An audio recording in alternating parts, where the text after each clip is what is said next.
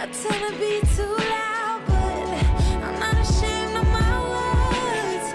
Clearly, I'm going.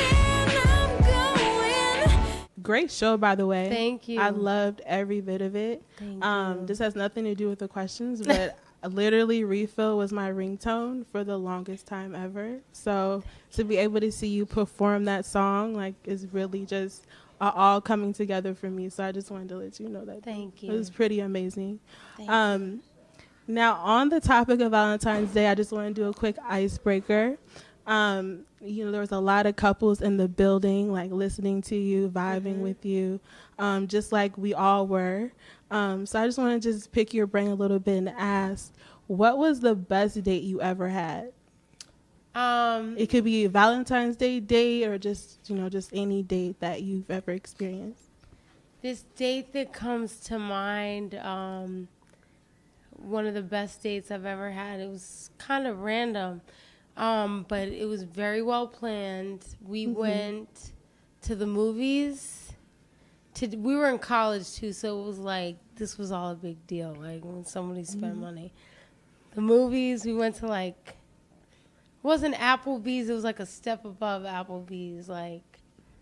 So it's like one of those type of. Yeah, like not I Fridays, but it was one of those, like, it was even a step above Olive Garden. Okay. It wasn't like Ruth Chris, but it was nice.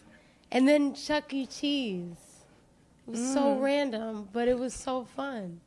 It's always the random ones, though, like the Yeah. random like dates. Okay, Yeah. that's nice. It was better than mine. All right, so let's get into more so like of the new music that you have out now. What was the inspiration specifically around Pour Me? The inspiration around Pour Me was, I remember the day I wrote it, it was literally raining. And I was like in an argument. Long story, but I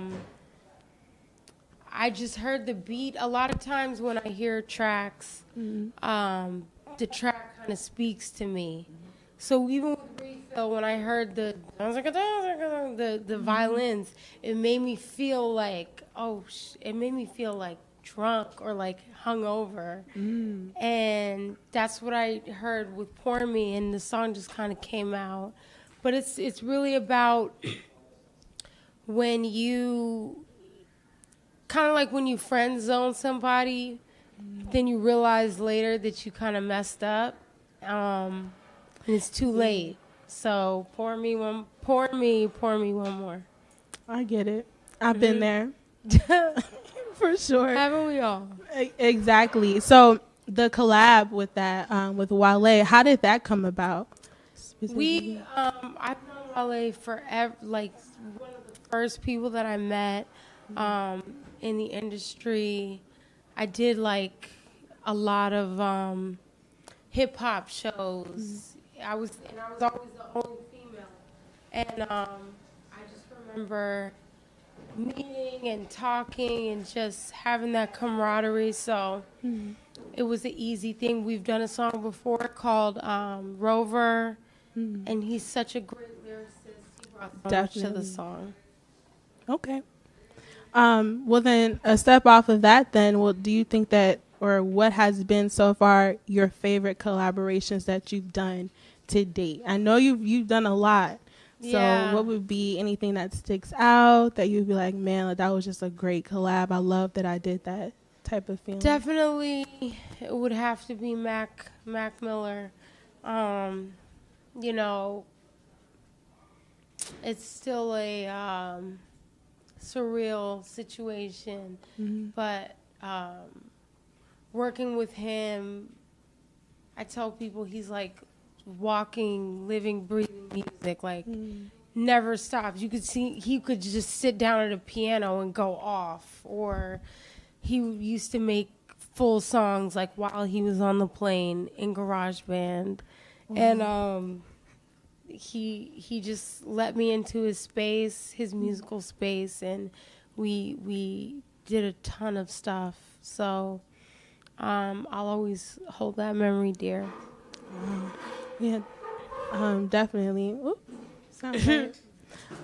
Well, just going off of that too as well. I know you've done so many collaborations like within your career.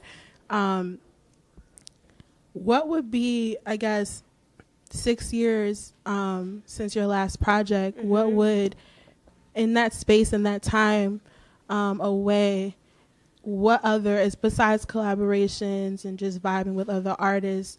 How would you explain, that time or that gap that you got to take to yourself? Well, yeah, I didn't. It's not really that I took time to myself, but the positive things I will say from the time is that I really took on a lot of more of a business role in my career, and I'm now a label owner, and I'm really steering my own ship, and when I look back, it's definitely what I prepared for. I was working for my dad's label when I was like 13, pressing CDs, like CD Stomper, and just doing whatever little job I could do and watching photo shoots happen and packaging and all these things. So for me to be able to do that now, it's a blessing as a female, as a black woman, to have ownership and to know what I'm doing and why and have the freedom. It's a blessing. So I've been working on that.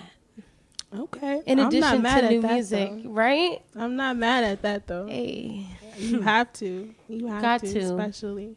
Okay. We all we got. Shout out to Issa speaking Rae. of new music, you definitely mentioned that there'll be another album on the way. Oh yeah. Tell me more. Is there any dates yet or anything? We're out kind just yet? of looking at April. Yeah. For a new project. April. Yeah. Okay. Hopefully. I'll take it. I'll take that answer. I'm ready for it. Definitely. Me too. All right.